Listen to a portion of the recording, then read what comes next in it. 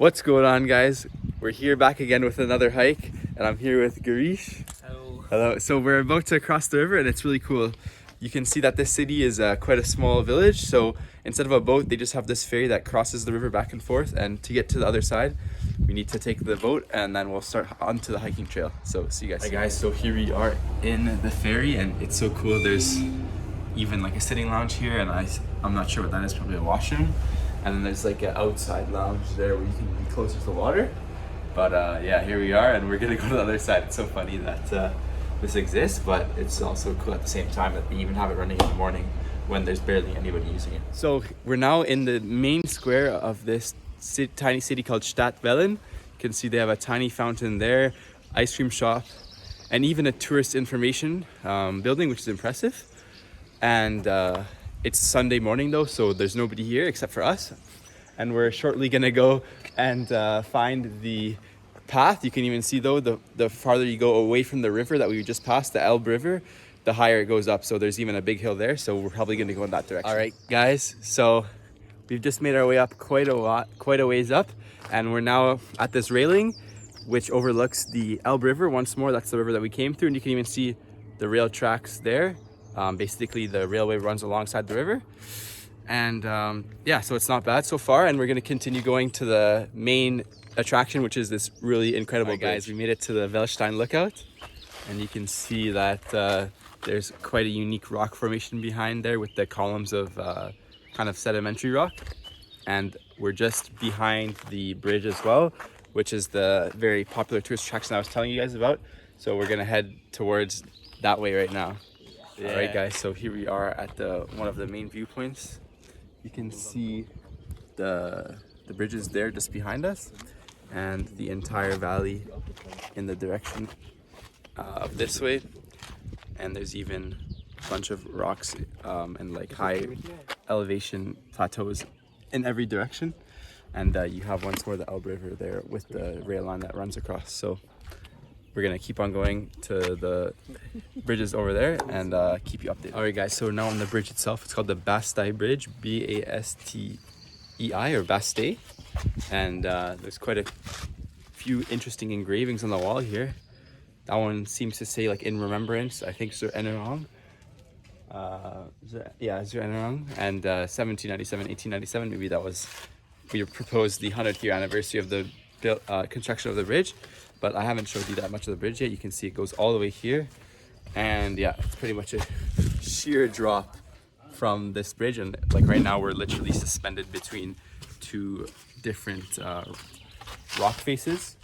Of course, it's a bridge. And yeah, we're gonna keep on, guys. So we're now in this kind of paid section. It's a 15-minute trail. It's only €2.50, but you get to see the entire medieval history of the castle that was essentially built on this site. And first of all, you can see here, as it's written on there, on that sign, these were the massive stones used for the catapult that was apparently used in order to protect the bastion. And yeah, there's also a very good view of the bridge, the Bastei Bridge once more, from where we're standing.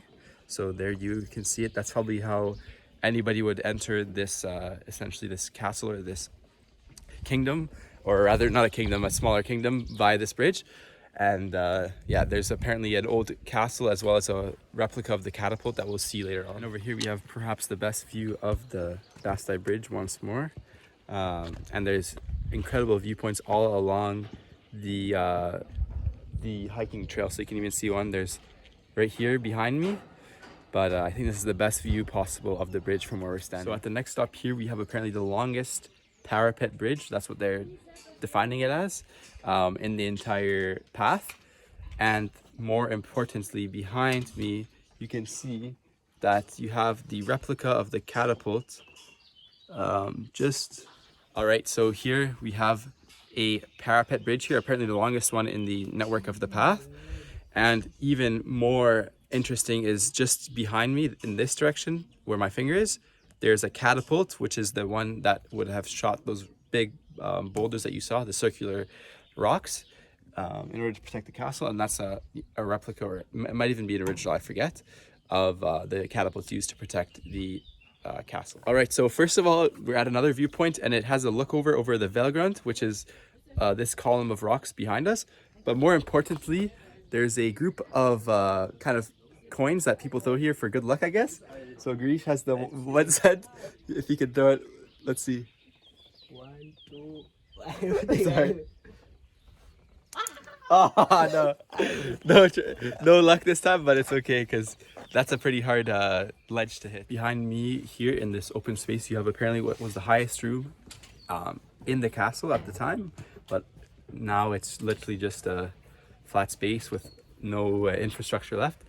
And behind me, however, you have a much closer look to the catapult, which once more is quite impressive, and you can even see the ammunition there with the actual device itself.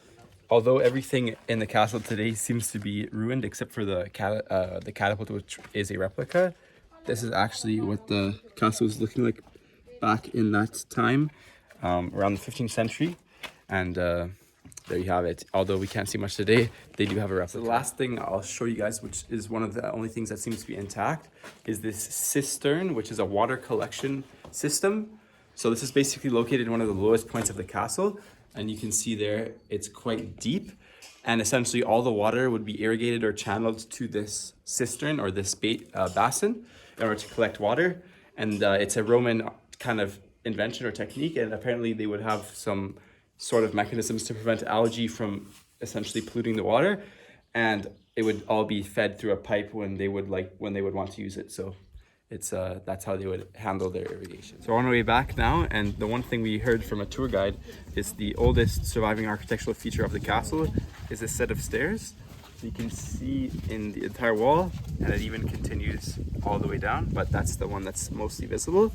And that would go to this highest point of the lookout, and apparently from there they would be bombarding the ships that were on the Elbe River there just behind me with their catapults. Alright guys, so we're back in the city that we originally arrived to start the hike.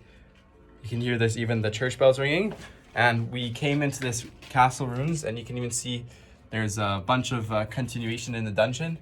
Who knows where that goes to, but there's a lot of different the remnants of different castles all throughout the path, and this is just one of quite a few, so we're checking it out. Alright guys, so we're back here in the city, about to board the ship to get back to the other side where the train station is. But it's interesting to note that there's a World War I memorial here, and every single soldier or citizen of this tiny town that fought in the war, his name is written on the memorial. I assume that's those who were casualties. But yeah, it's such a small town that they have every single number, whereas in bigger cities, it's always just the number of deaths rather than each name. All right, guys, so now we're in Pirna. It's a city just beside where we were. It's much bigger though, and we came here to stop for lunch. So we got the very delicious doner, courtesy of the restaurant here, and we're gonna explore the city a bit afterwards. There's a castle apparently, which we are going to go towards. All right, guys, so we're still in Pirna here. You can actually see behind us there was a castle. We kind of went up there and saw it. There wasn't that much interesting things. However, right now we're in this kind of cobbled street, and on this sign you'll see, it's probably hard to read, but it basically says Johannes Tetzel was born here, and that was a clergy member that was the result, or he was what caused Martin Luther to put his 92 grievances against the Catholic Church and basically spur the movement of the separatism within the Christian church. So that's a very important building because that's where he was born. So we're just marking that out. It's kind of, thanks for watching the vlog, and I hope you enjoyed.